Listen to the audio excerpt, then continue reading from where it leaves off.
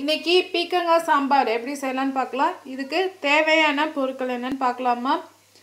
மஞ்சத்தூள் போட்டு வேக வச்ச துவரம் பருப்பு 1 கப், தாளிக்கிறதுக்கு கடுகு 1/2 டீஸ்பூன், வெந்தயம் 1/4 டீஸ்பூன், கொத்தமல்லி கருவேப்பிலை ஒவ்வொரு கொத்து, பச்சை மிளகாய் 3, சின்ன வெங்காயம் 10, 1 தக்காளி, பெருங்காயம் 1/2 சிட்டிகை, சின்ன நெல்லிக்காய் அளவுக்கு புளி, 2 டீஸ்பூன் சாம்பார் பவுடர், அதுக்கப்புறம் 1/4 டீஸ்பூன் மஞ்சத்தூள்.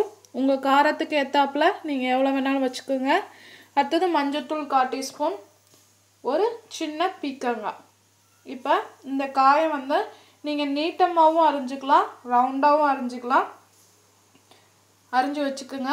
பச்சை மிளகா அரிஞ்சு வச்சுக்கோங்க. சின்ன வெங்காயத்தை 2ஆக பொளந்து வச்சுக்கோங்க. இப்போ நம்ம எப்படி செய்யலான்னு பார்க்கலாம்.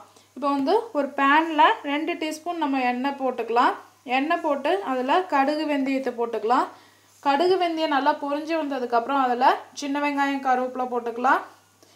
சின்ன வெங்காயமும் லைட்டாக வதங்கினதுக்கப்புறம் அதில் நம்ம பீக்கங்காய் பச்சை மிளகாய் போட்டுக்கலாம். காய் லைட்டாக வேவுறதுக்கு நம்ம உப்பு போட்டுக்கலாம் தேவையான அளவு.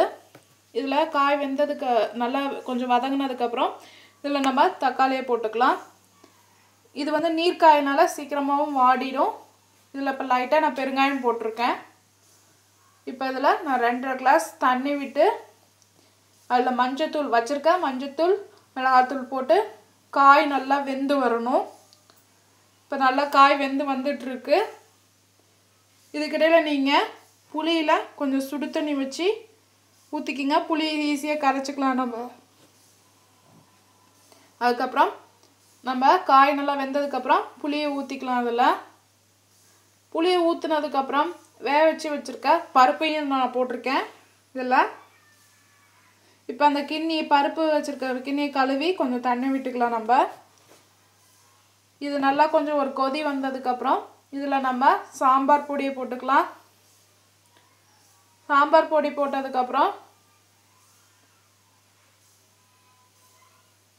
இது நல்லா ஒரு கொதி வந்ததுக்கப்புறம் அடுப்பை ஆஃப் பண்ணிடலாம். கொத்தமல்லி எல்லாம் போட்டு இறக்கிடலாம் நம்ம.